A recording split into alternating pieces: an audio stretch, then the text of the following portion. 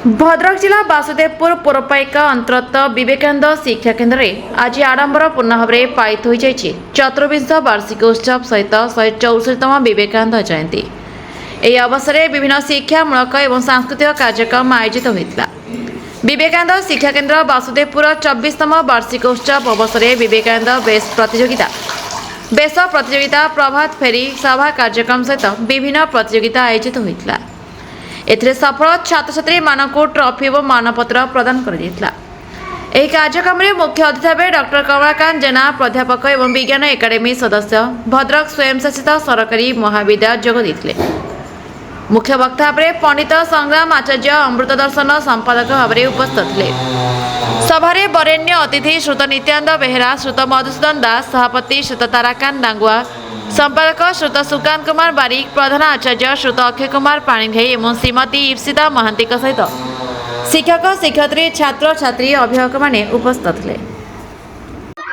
मु सुकांत बारिक विवेकानंद शिक्षा केन्द्र संपादक।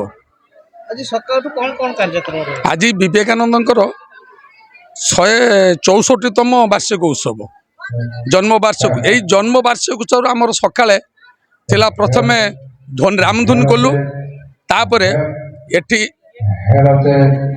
एठी प्रभात फेरी कलु पिला माने मार्केट को जाई बुलाबुली कले बजार परिक्रमा कले करि साइला परे अन्य कार्यक्रम ता परवर्ती स्टेज अच्छी पिला बेश प्रतियोगिता है। एठार मिनिमम 50 रु 52 जन पिला बेश प्रतियोगितार अंशग्रहण करते।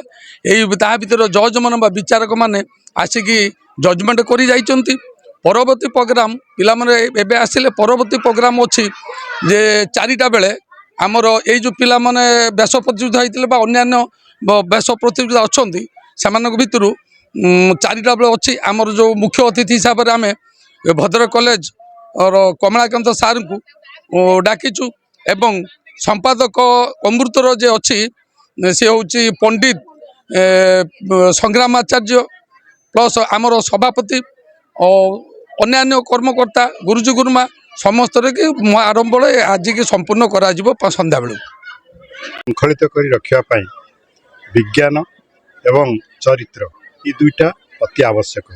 आगुरी आम ज्ञान उपर गुरुत्व देलु आज किंतु विज्ञान उपर गुरुत्व दूची। मुझे कहीपरि जे शीत दिने पाटी हा हा कले पाटी धुआं बाहर ताको आम ज्ञान को आगुरी ताको ही गुरुत्व दिखाला किंतु एबे दुनिया कहूँ हा हा कले धुआं बाहर एति जानले समाज रे किसी मंगल कर तुम जानवा दरकार कहीं धुआं बाहर सेमती सब कथा पिला माने जो मोबाइल देखुचंती से माने मोबाइल खाली खेली शिखिचंती सेटा ज्ञान किंतु कहीं खेलटा होची सी एटा यही स्विचटा देले कहीं खेलटा बाहर यहाँ जानवा दरकार ताको विज्ञान कहती।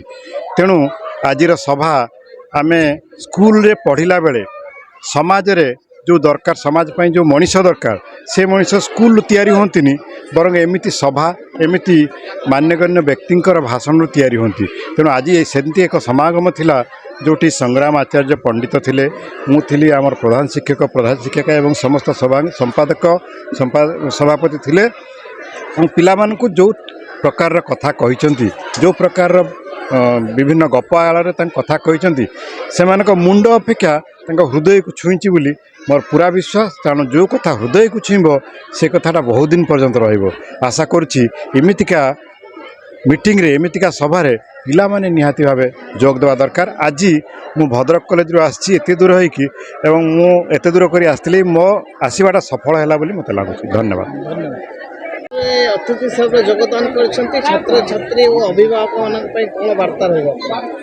पिता को गोटे सुपिता हाँपाई माँ को गोटे सुमाता हाँपाई संतान को गोटे सुसंतान गठन करी राष्ट्र और देश चरित्र गठन करने परामर्श दि जाइए। सर्वोपरि विवेकानंद विद्यालय एभली एक शिशु मंदिर जो पिला माने एठी पाठ पढ़े निश्चय भाव में मोर विश्वास नैतिक चरित्र मूल्यबोध को परिप्रकाश करी जीवन को जीविका पर निर्भर न करी विद्या को अर्थ उपार्जन करने सहित जीवन रे ज्ञान उपार्जन करी जीवन विवेक चरित्र को एक मापकाठी नहीं जीवन को निर्वाह करेंगे।